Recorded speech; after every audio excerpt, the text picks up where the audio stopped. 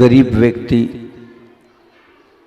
काम की तलाश के लिए शहर की ओर बढ़ रहा था और शहर की उन दुकानों को तलाश रहा था कि कहीं मुझे नौकरी मिल जाए, कहीं मुझे रोजी रोटी मिल जाए, कहीं मुझे गुजर बसर करने का कोई साधन मिल जाए, तो कहीं मुझे अपनी जीविका चलाने का कोई ना कोई माध्यम मिल जाए। इसी बीच एक दुकान के सामने से निकल रहा था और वो पहुंचा और पहुंचने के बाद उसने अपनी बात रखी। उन्होंने पूछा कितने पैसे लोगे? उन्होंने कहा जो आप दोगे वो ले लेंगे, हमें तो बहुत आवश्यकता है अभी हाल। उन्होंने कहा ठीक है, बहुत अच्छी बात है, और कार्य के लिए रख लिया गया। गांव से आना है, रोज़ दुकान खोलना है, दुकान खोलकर रोज़ दुकानदारी करना है। और इस दुकानदारी में उस व्यक्ति के निमित्त से हुआ ये कि थोड़े दिनों बाद ही उस दुकान की सेलिंग बढ़ने लगी। पहले 10 थी तो 15 हो गई, 15 थी तो 20 हो गई, 20 थी तो 25 हो गई।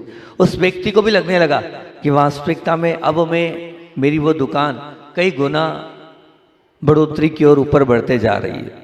और जब दुकान बढ़ती गई तो अब निश्चित रूप से बताओ, आपके पास जब धन आता है तो आपको किसी प्रसन्नता होती है ना? नहीं होती है? नहीं होती? होती है, सबको होती है भैया। पैसा किसको बुरा लगता है? सबको पैसा अच्छा लगता है, कोई को बुरा नहीं लगता है। और उसे लगने भी लगा ये जो व्यक्ति आया बड़ा व्यवहारिक है, बहुत अच्छा है, सब इसकी देने की। अब एक बार जब वो किसी कारणवश नहीं आया तो नहीं आया, तब उसको समझ में आ गया कि वास्तविकता में ये तो इसी व्यक्ति का पुण्य था, इसी के निमित्त से क्या ग्राहक मेरी दुकान पर आते थे। अब उसे लगा मैं बहुत कम पैसे दे रहा हूँ, अब मुझे क्या करना चाहिए? थोड़ी तनख्वाह बढ़ा देनी चाहिए। और जब बारी आई तो बारी आई कब की? जब वेतन की बारी आई, 1 तारीख को मिलता है वेतन, तो वेतन में उसने बढ़ा के दे दिया। तो उसने गिना और गिनने के बाद उसने कहा मालिक आपने गलत दे दिए, आपने कुछ पैसा अधिक दे दिया। तो उन्होंने कहा नहीं, मैंने तुम्हें जो धन दिया है मेरी इच्छा से, मेरी मर्जी से दिया है, इसको रख लो। और वो धन, बोले तुम इतना काम करते हो इसलिए मैंने प्रसन्नता पूर्वक तुम्हें बढ़ाकर पैसे दिए। कभी आपको बढ़ा हुआ पैसा मिलेगा तो आप वापस देते हो क्या? हैं? दोगे? मुश्किल है कि दो आप। लेकिन देखो वो ईमानदार था और वापस करने लगा था। लेकिन अब मालिक को लगा वो गिड़गिड़ाएगा, धन्यवाद करेगा, इतनी सारी आपने मेरी तनख्वाह बढ़ा दी। लेकिन वो गिड़गिड़ाए भी नहीं, उसने कुछ बोला भी नहीं, वो बस मुस्कुराने लगा। वो कैसे, क्या करने लगा? वो उसके चेहरे पे क्या थी? एक मुस्कुराहट थी। मालिक को गुस्सा तो बहुत आया कि देखो मेरे को इतनी अपेक्षा थी कि मैंने बढ़ाया, कम से कम थोड़ा धन्यवाद तो, थैंक्स तो बोलना था कि मालिक आपने कितनी चिंता करी मेरे परिवार की, मेरी।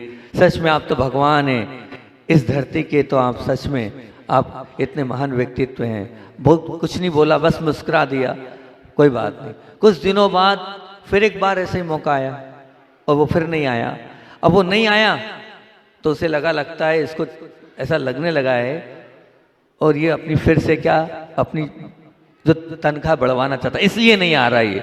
अब देखता हूँ, अब जो अगली बार आएगा तो क्या करूँगा, इसका पैसा कम करके दूंगा, अपने आप समझ में आ जाएगा इसको, फिर अपने आप लाइन पे आ जाएगा। हुआ यही, जब बारी आई तो पैसे कम करके उसको दे दिए। जब पैसे कम करके दिए, वो गिना, गिनने के बाद बोले, अपने आप बोलेगा मालिक कम क्यों दिए, लेकिन वो कुछ नहीं बोलता है, गिनता है, गिनने के बाद फिर मुस्कुराता है और फिर चुपचाप जेब में रख लेता है। अब बस फिर क्या था, अब वो जो सेठ था उसको लगा कि ये मेरे पैर पकड़ेगा, मालिक क्या गलती हो गई, पैसे कम क्यों कर दिए, क्या हुआ? लेकिन कुछ कर रहा, आदमी की पैजामा है, पहले भी हंस दिया था और अभी भी हंस दिया, बात क्या है समझ में नहीं आ रही मेरे तो। अब उससे रहा नहीं गया, आकुल व्याकुल हो गया, है ना।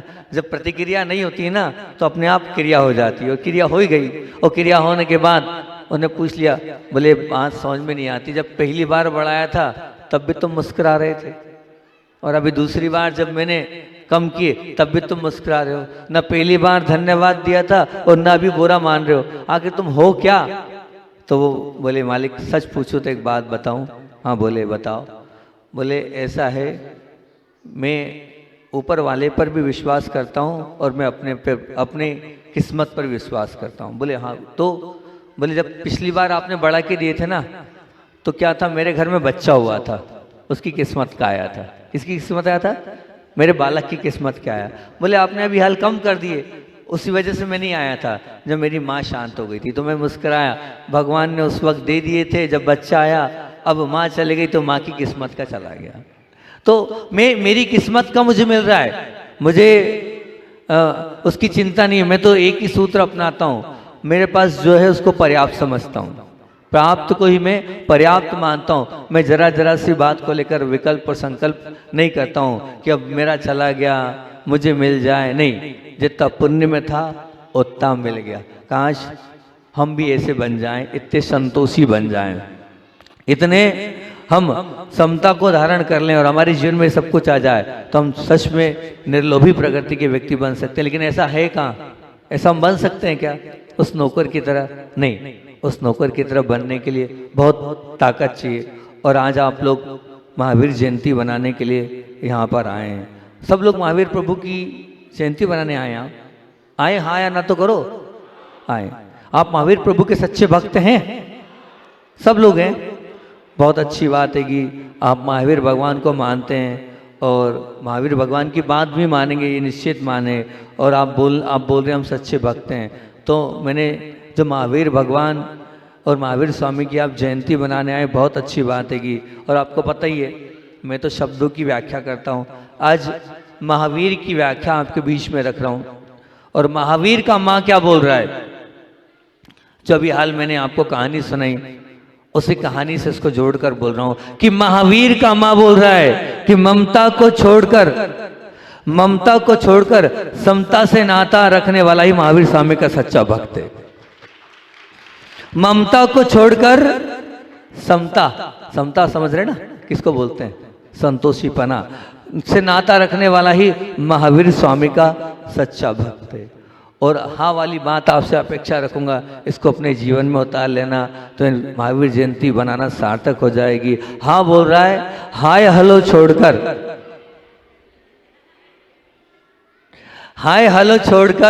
मंत्री जी कहाँ जा रहे हो? हाँ ठीक चले जाओ। हाय हलो छोड़कर जय जिनेंद्र बोलने वाला ही महावीर स्वामी का सच्चा भक्त होता है। और वी बोल रहा है कि विलाप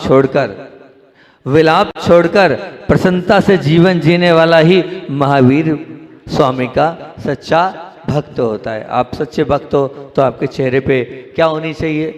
प्रसन्नता होनी चाहिए। और महावीर का राह बोल रहा है, ये तो जीवन में आ जाएगा तो सच में आप महावीर बन जाओगे कि रखने के भाव छोड़कर और देने के स्वभाव रखने वाला ही महावीर प्रभु का, महावीर भगवान का सच्चा भक्त होता है। निश्चित आप इस महावीर प्रभु की परिभाषा को अपने जीवन में उतारना, क्योंकि मैंने मुंगावली की परिभाषा तो आप लोगों के बीच में 5-6 दिन से करी हैगी। और मुंगावली की परिभाषा आप लोग याद है क्या करी थी? मैंने गुरु के ऊपर मुंगावली की परिभाषा करी थी। क्या करी थी बताओ? मुश्किलें दूर होती है गुरु की कृपा से। और क्या बोला था? गाढ़ा पुण्य होता है गुरु की भक्ति से। और मुंगावली वाह क्या? वजूद अर्थात इज्जत बढ़ती है गुरु की समीपता से। और ला मतलब लीनता तल्लीनता आती है गुरु की वशीमा से।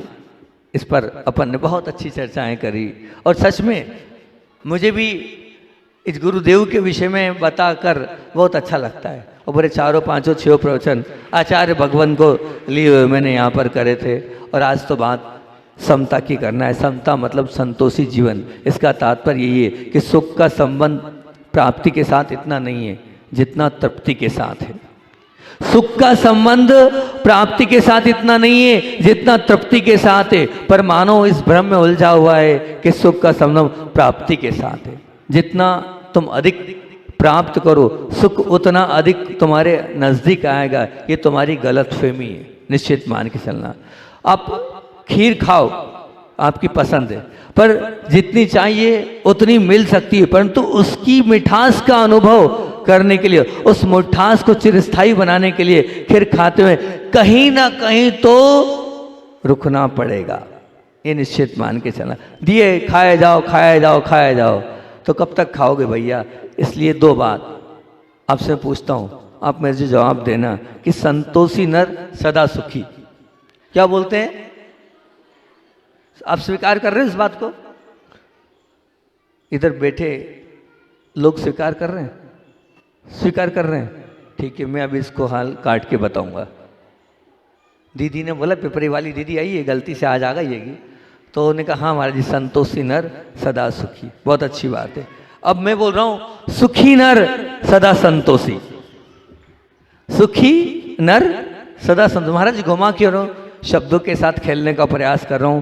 पहले सूत्र में सुख का कारण संतोष है, और जबकि दूसरे में सुख का परिणाम संतोष है।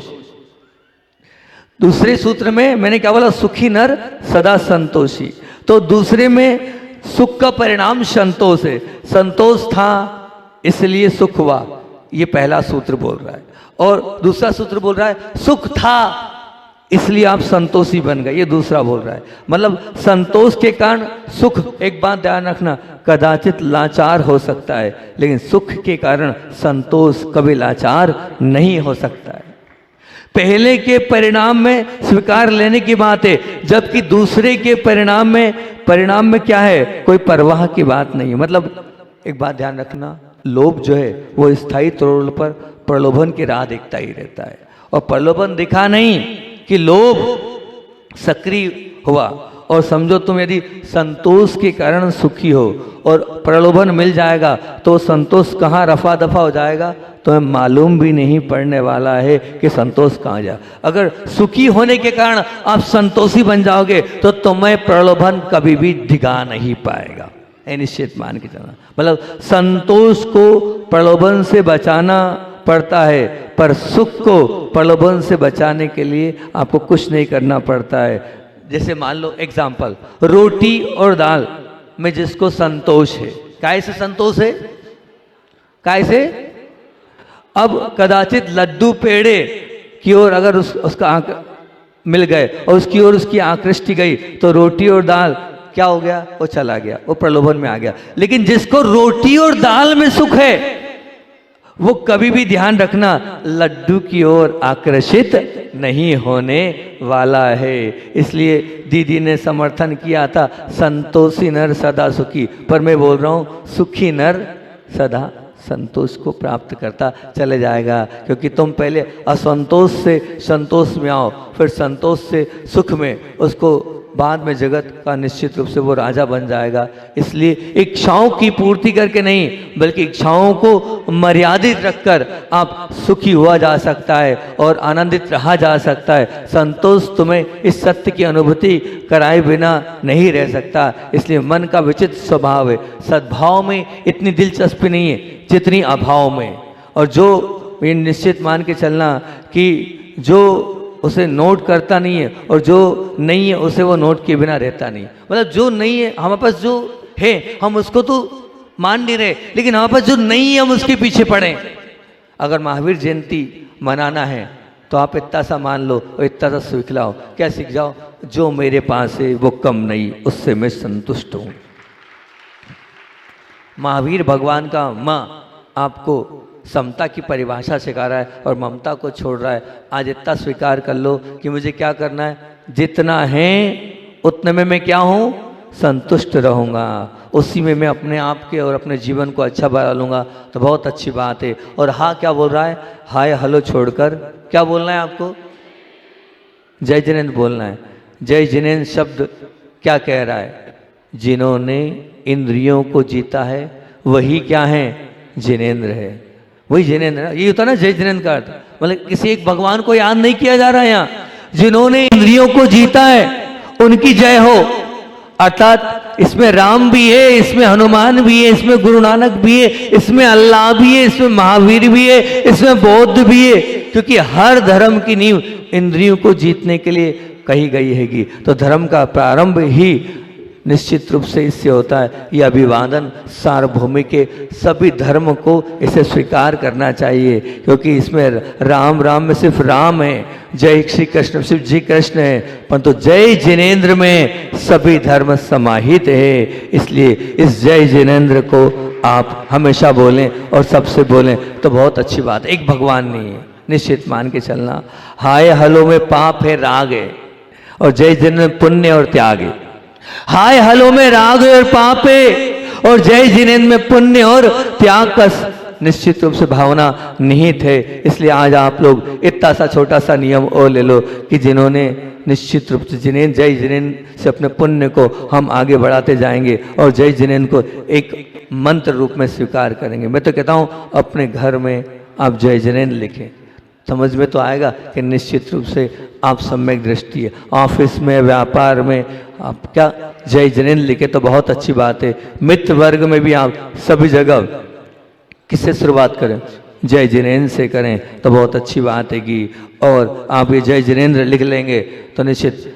मैं तो ये बोलता हूँ कि गाड़ियों पर भी आप जय जिनेंद्र ही लिखवाएं, लिखवाते हैं आप। बहुत सारी गाड़ियों पर मुझे जय जिनेंद्र लिखा हुआ मिलता है, मुझे बहुत अच्छा लगता है। तो महावीर जयंती के इस उपलक्ष्य में आप क्या करना है, आप अपने पेन पर भी लिखवाएं, गाड़ी पर भी लिखवाएं, सब पर क्या लिखवाना है बोलो ना, जय जिनेंद्र लिखवाना है। और मैंने कल रिंगटोन की बात करी थी, मैं तो कह रहा हूँ आप रिंगटोन भी बोला है, जय जिनेंद्र जय जिनेंद्र जय जिनेंद्र बोलिए, जय जिनेंद्र बोल कर अपना मौन खोलिए। आप इसको भी चाहे तो इसकी रिंगटोन आप अपनी मोबाइल पे रख सकते हैं तो बहुत अच्छी बात है, क्योंकि जितनी बार आप जय जिनेंद्र बोलेंगे उतनी बार भगवान की जयकारा होगी और जयकारा आपने अपने जीवन में कर ली तो निश्चित रूप से प्रभु से आपकी मुलाकात होती चले जाएगी। आप अपने बुल बुक पर अपनी बही घातों पर आप शुरुआत करें तो जय जिनेंद्र से करें। महावीराय नमः लिखोगे तो पेज पैर में आएगा,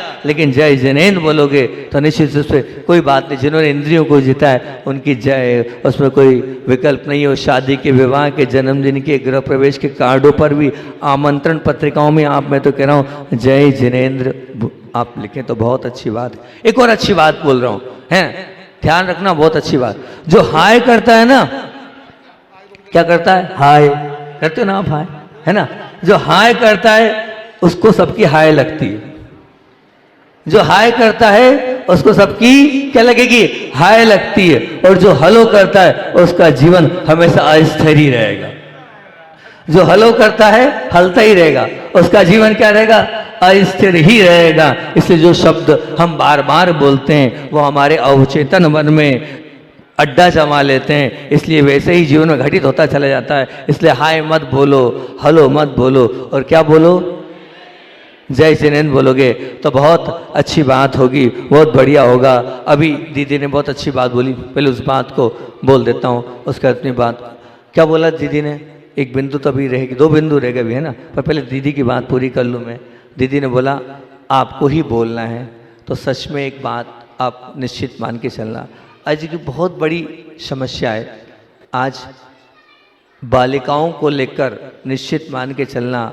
आप जैसी बच्ची जन्म लेती है और बच्ची जन्म लेते ही आपको उसके संस्कारों की, उसको आगे तक बढ़ाने की पूरी चिंता रहती नहीं रहती, बोलो रहती है, लेकिन उस पूरी चिंता को अगर दूर किया है तो किसने दूर किया है, इन प्रतिभाशाली की बहनों ने इस कार्य को संभाल कर, गुरु जी की आज्ञा को स्वीकार कर कर ये कार्य बहुत अच्छे से बहनें पूरा कर रही है। और आपका तो भीड़ ही नहीं, ये आया था नितेश, बोला था महाराज क्या है, एलोरा जैसी जगह में इतने लोगों, आपके पूरा पांडाल भरा हुआ था, इतने लोग आहार के बाद बैठे थे और शुद्ध भोजन 20, 25, 30, वहाँ बम्बई में 3-4 लग रहे थे, वहाँ 30 लग रहे थे। अब बताओ, अब छोटा सा गांव बड़ा, वहाँ समय नहीं है। 8 बजे के बाद रात को 9 बजे आते हैं वो लोग, पूरे इंजीनियर लोग हैं, सॉफ्टवेयर इंजीनियर। वहाँ क्या है बताओ, ऐसी आपाधापी में जाके हम क्या करते बम्बई में, कुछ मिलता क्या? या हमने शुद्ध पुण्य कमाया, तीर्थ वंदना करी और छोटे छोटे से गाँव के लोग जुड़ते चले गए। वहाँ 70-80-100 लोग थे शिवरात्रि, हमारे 1300 लोग थे। अब वही संधान सागर जी बाद में बोले नहीं गुरुदेव जो करते हैं बहुत अच्छा करते हैं। अब वही समझ में कि गुरु जी ने जो किया है वो निश्चित बहुत अच्छा किया है। तो बेटियों, आज महावीर जयंती पर यही संदेश दे रहा हूँ आप लोगों को, कम से कम इतना कर लेना, कितना कर लेना, इस बात को बहुत अच्छे से मन में अपने विराजमान कर लेना कि बाहर आप जाते रही हो लेकिन वहाँ सुख शांति नहीं है, निश्चित मान के चलना। अब यहाँ पर सामूहिक परिवार है, मान लीजिए यहाँ 4 भाई का परिवार रहता है, तो क्या मैं हमेशा, ये बैठे हैं अजनास वाले, ये अजनास वाले आपके सामने बैठे हैं, है ना, वो बड़े भाई साहब भी बैठे हैं पूर्वावस्था के। जब सुनना अध्यक्ष जी, मुझे बहुत अच्छा लगा, कल परसों आपके आहार करने गया, जब आपने एक बात मुझसे बोली मैं प्रसन्न हो गया। बोले हम सब भाई मिल के रहते हैं, मुझे बहुत अच्छा लगा। दीक्षा के समय एक भाई इधर और एक भाई इधर, दोनों रो रहे थे और दोनों ने मुझसे बोला, तो मैंने उनसे एक ही बात बोली, मैंने कहा 2-3 नियम दिए। मैंने कहा जैसे आप शुद्ध भोजन लेके आते हो प्रतिवर्ष लेके आना शुद्ध भोजन, पहली बात। दूसरी बात, खेती बाड़ी गुरुदेव की आज्ञा है, ये दूध खेती बाड़ी बंद मत करना, नहीं तो मैं हटा और तुम बंद कर दो। तीसरी बात, कभी अलग मत होना, कभी अलग मत होना। भाई इतनी सी बात को ध्यान रखना, कितनी भी परेशानी हो लेकिन समझौता करना। 2 चूल्हे कर लोगे तो उतना ही खर्चा डबल हो जाएगा।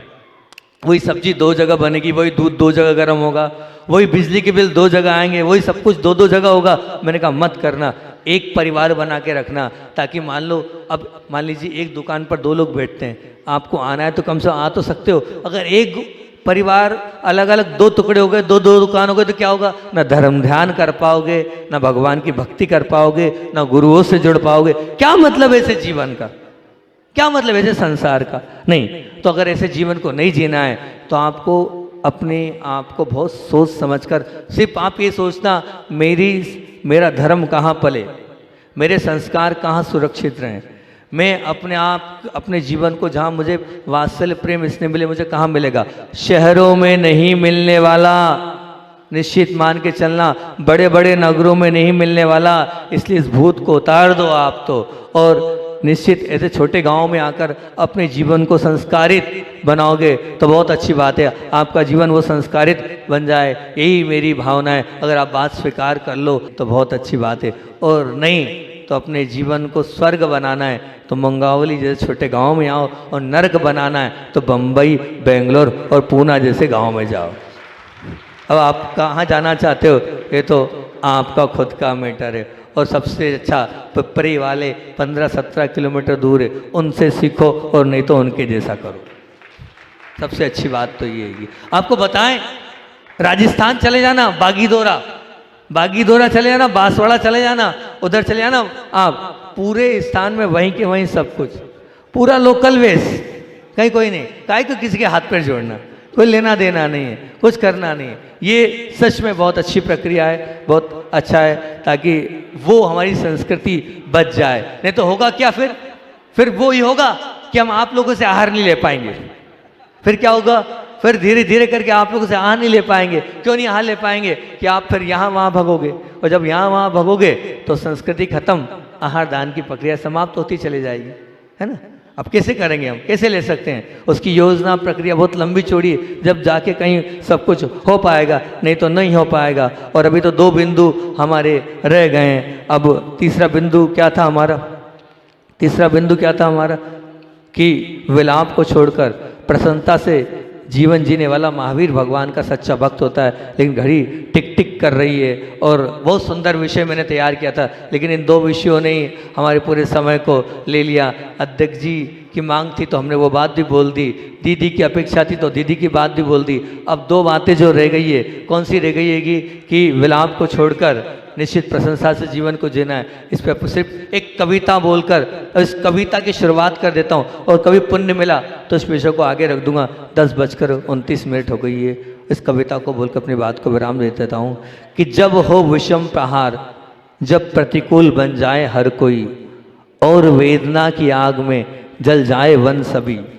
बहुत सुंदर कविता ये मुझे लगी थी, इसको मैंने नोट डाउन कर ली थी कि जब हो विषम प्रहार, और जब प्रतिकूल हो जाए हर कोई, और वेदना की आग में जल जाए वन सभी, तब किसी कोने में हरे रंग के मुस्कुराते नाचते कोमल तिनके का गान मुख पर मेरे हो, सौंदर्य का गान मुख पर मेरे हो। जब प्रहार वज्र के होने लगे, नौबत संहार की आन पड़े, और मिट्टी में मिले मलबे को चीरकर उपहास की धूल ऊंची उड़ने लगे। तब अरे प्रेम प्रफुल्लित स्वर में इस विश्व के मांगल्य का गान मुख पर मेरे हो, सौंदर्य का गान मुख पर मेरे हो, सौंदर्य का गान मुख पर मेरे हो। निश्चित रूप से जब प्रतिकूल परिस्थिति हो जाए और उस समय भी आप जैसे वो तिनका निकलता है वैसे आप अपने आप को निकाल लोगे तो बहुत अच्छी बात है। पुष्प तो कमल का भी होता है और सूरजमुखी का भी होता है, दोनों के पास सौंदर्य भी है और दोनों के पास सुगंध भी है, और लेकिन दोनों के बीच में बहुत बड़ा अंतर है। सूर्य के आगमन होते ही सूरजमुखी भी खिल और कमल भी खिलता है, परंतु फिर भी कमल अपना मुख स्थिर रखता है, और सूरजमुखी जिस दिशा में सूर्य उस दिशा में सूरजमुखी का फूल चला जाता है। इसलिए परिस्थिति कैसी भी विषम आ जाए आपके जीवन में, व्यक्ति कितने भी विचित्र आपको मिल जाए, वस्तु स्थिति कितनी भी प्रतिकूल हो जाए, अगर आपको अपनी प्रसन्नता को कायम रखना है तो क्या करना है, सूरजमुखी के जैसे आप बन जाना। जिस दिशा में सूरज जाता है उस दिशा में वो फूल अपना मुख कर लेता है, वैसे ही आप भी कर लेना। तो निश्चित रूप से जैसी भी परिस्थिति हो उसको आप स्वीकार करते चलते जाओगे तो बहुत अच्छी बात है। मन कहता है मैं जो चाहता हूँ वो मिल जाए, उसमें मेरी प्रसन्नता कायम रहेगी, लेकिन जबकि धर्म कहता है तुम्हें जो मिल जाए उसे हृदय से स्वीकार कर लो, तुम्हारी प्रसन्नता कायम रहेगी। और वास्तविकता में एक निश्चित मान के चलना अपने इच्छा के अनुसार बिल्कुल नहीं मिलने वाला है, क्योंकि ध्यान रखना भोजन में जितना नमक होता है, मिठाई में जितनी शक्कर होती है, बगीचे में जितना पानी होता है, बस इसका अर्थ ये कि इसी प्रकार से जीवन में 99% तो आपको मनचाहा नहीं मिलेगा, आपको इच्छा आपकी पूरी नहीं होगी, इच्छित की प्राप्ति नहीं होगी। तो अब हम कब तक अपने आप को प्रसन्न रखें बताओ, क्योंकि हमारा चाह होना ही नहीं है, तो फिर हम क्यों अपनी प्रसन्नता को खोएं, क्यों अपने अंदर की उस मुस्कुराहट को समाप्त करें। अपनी परिस्थिति के अनुसार से हम अपने आप को ढाल लेंगे तो बहुत अच्छी बात है। इच्छित सफलता तो ना मिली है और ना मिल पाएगी और ना मिल सकती है, इसलिए मैं तो इतना ही कहूँगा, इसका अंत आपको सुना देता हूँ, बाकी बात छोड़ देता हूँ कि हमारे पास धर्म आराधना की विशाल पूंजी होने पर भी यदि हम कलुषित हृदय वाले हैं, अगर हम निरर्थक अपने विचारों को डाल रखें, अगर हम दुर्ध्यान में लगे हुए और तो निश्चित रूप से हमारा जीवन दुर्भावग्रस्त हो जाएगा। इसलिए अगर सच्चे धर्मी बनना चाहते हैं तो निश्चित रूप से हमें अपने मन को जीतकर जो मिल जाए उसको हम एक्सेप्ट कर लेंगे, तो निश्चित रूप से हम अपने आप को जीत जाएंगे और अपने जीवन को बहुत अच्छा बना लेंगे, अपने जीवन को बहुत उत्कृष्ट बना लेंगे। और बाकी एक बात अब जो रह गई है, कौन सी वाली बात रह गई है, चौथे नंबर की जो बात रह गई है उसको अब आगे देख लेंगे। तीसरे नंबर की बात भी अधूरी हमने छोड़ दी है अभी हाल, चौथी भी अब देखेंगे, आपका पुण्य होगा तो कर लेंगे। लेकिन दो बात आज हमने बहुत विशेष बोल दी है इस महावीर जयंती पर। पहली बात तो हमने प्रतिभा स्थली के लिए बोल दिया, अगर थोड़ा बहुत आपको लगता है तो अपनी बहनों को प्रतिभा स्थली में ज़रूर क्या करना है, भेजना है, ठीक। और आपको ऐसा लगता है कि अपनी बेटी को हमें बचाना है तो कम से कम छोटे छोटे गाँव में भी आपको अपनी बेटी देना चाहिए। अध्यक्ष जी, ठीक। बोधि समाधि परिणाम शुद्धि शात्मोपलब्धि शिशु किसी सिद्धि चिंता बड़ी चिंतित वजाने तम वंदमानस्य ममास्तु देवी।